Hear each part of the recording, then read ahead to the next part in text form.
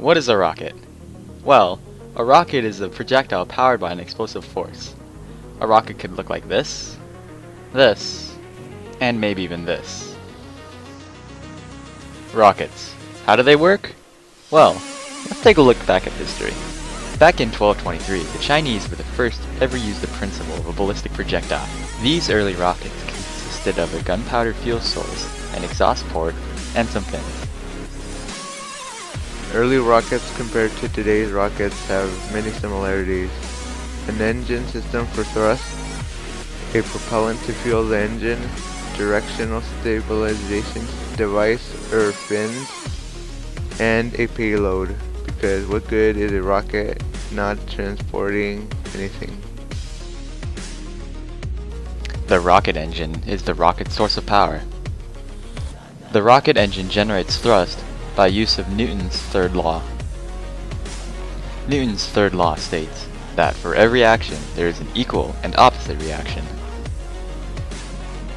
The action is an exhaust port being pushed backwards, and the reaction to that is the engine being pushed forward, therefore propelling the rocket in its direction. Liftoff of Discovery, celebrating its 25th birthday by racking up science and supplies to the space station. Now controlling the midnight ride on Rick Sturckow was crew to the International Space Station. Discovery rolling onto the proper alignment for its 8.5-minute ride to orbit, 4.5 million pounds of hardware and humans taking aim on the international outpost.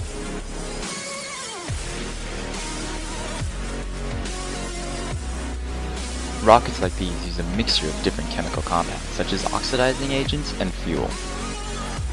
They pass through pipes to high-speed pumps. Now under high pressure, the two compounds are mixed in a combustion chamber where they instantly ignite. The resulting hot gases are released through the nozzle, and the resulting directed thrust overcomes the force of gravity and the rocket moves upward.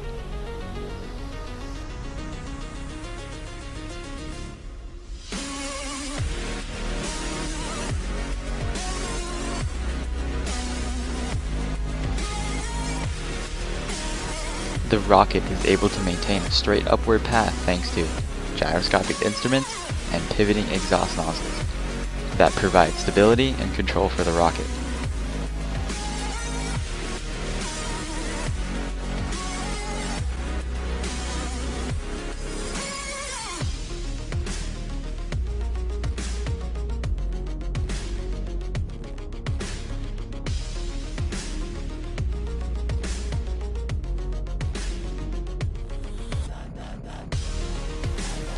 Forces that try to make life hard for a rocket in flight include thrust, gravity, drag, and lift.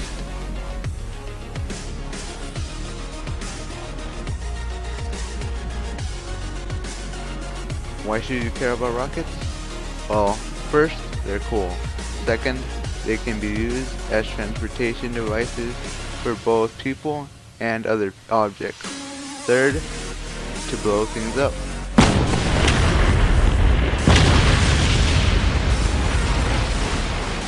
And fourth, space travel.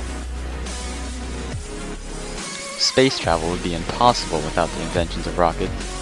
Because what are you gonna do? Fly a helicopter into space? Yeah, good one. Most people find it baffling to understand how a rocket works in the vacuum of space. Contrary to a popular belief, a rocket does not work by pushing against the surrounding air. Think of an explosion inside of a sealed box. The explosion happening inside the sealed box is basically compressed air being expanded evenly throughout the box. Now imagine that same explosion taking place in a box with an open bottom. The explosion pushes against the sides of the box evenly, but the force against the top of the box is not balanced by any force against the bottom because the bottom isn't there to push against. Result: the box flies into the air because of the force of the expanding gas on the top. A rocket engine is essentially that box, with a continuous series of explosions going off within it.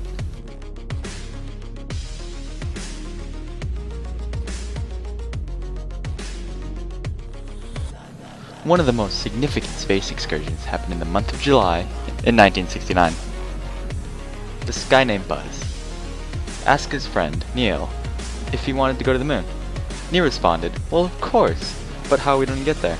Then Buzz said, we will use this rocket. Neil did not believe that Buzz's spacecraft could carry the both of them, but then Buzz reassured him that of course it could carry all of them.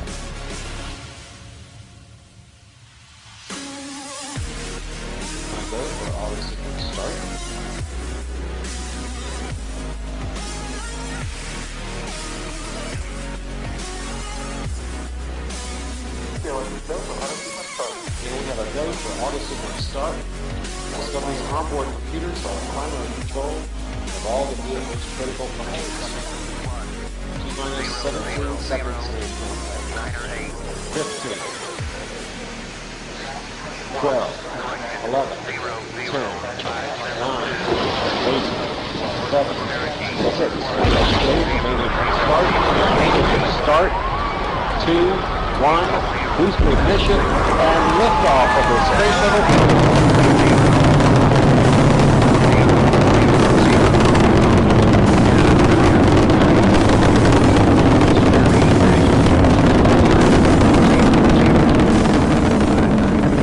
Apollo went into orbit around the moon.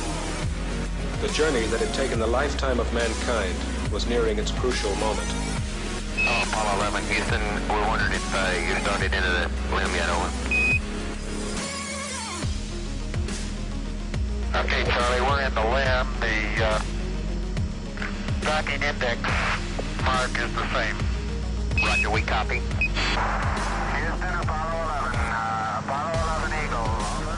The lunar module Eagle was again given a thorough checkout to ensure the functioning of all systems, as Armstrong and Aldrin prepared to seal themselves off from Collins in the command module and for the two craft to pull apart. 2, 3, 4, 5, 4, 3, 2, 1. Houston out, over. Collins in Columbia continued in orbit, awaiting their return.